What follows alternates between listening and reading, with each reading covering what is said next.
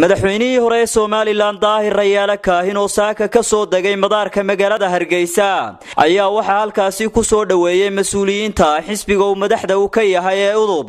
taageerayaasha xisbiga iyo dadweyne kale oo tiro badan Mr. Rayaale oo saxaafadda kula hadlay qolka nasashada ee madaarka iyo guriga uu ka degan yahay magaalada Hargeysa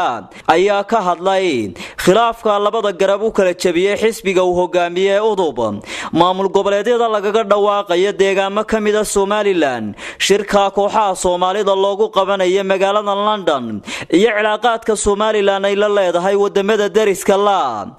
maruu ka hadlayay khilaafka labada garab u kala jabiyay xisbiga udub waxa uu sheegay inuu dadaal ugu jiro sidii loo soo afjari lahaa murankaasi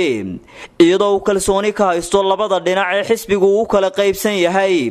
khilaafku jira insha Allah wanaajinayna isku banayna mar haddaan imid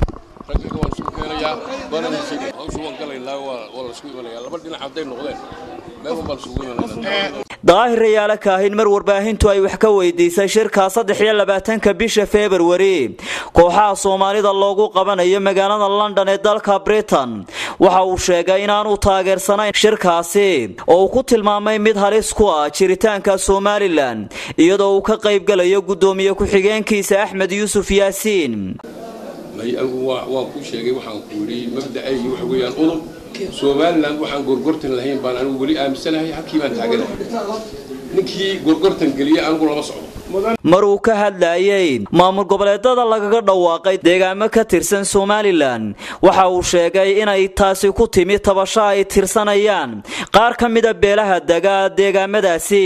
balse xukuumadda Somaliland looga baahan yahay inay xal u hesho tabashada beelaha iyagu ku dhawaaqaya maamul goboleedada wallahi maamul goboleedyo iyo wax kastoo lagu dhawaaqaba kolba xukuumadda joogta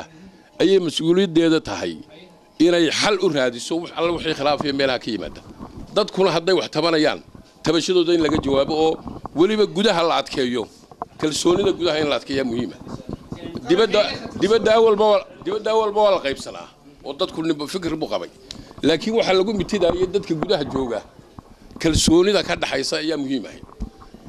marka taasi waa mas'uuliyad u taala hadday xukuumaddu gudan kari weydana waa hawl gabta baan oran karaa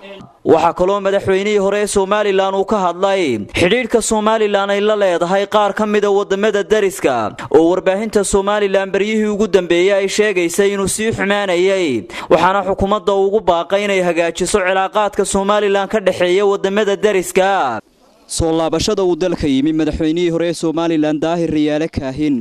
ayaa la filayaa inay soo afjarto khilaafaadka baan ee kala qaybiyay xisbigii oo hore isaga sharaxay ee udub waqtigani uu gudoomiye ka yahay Maxamed Boosh Hargeysa.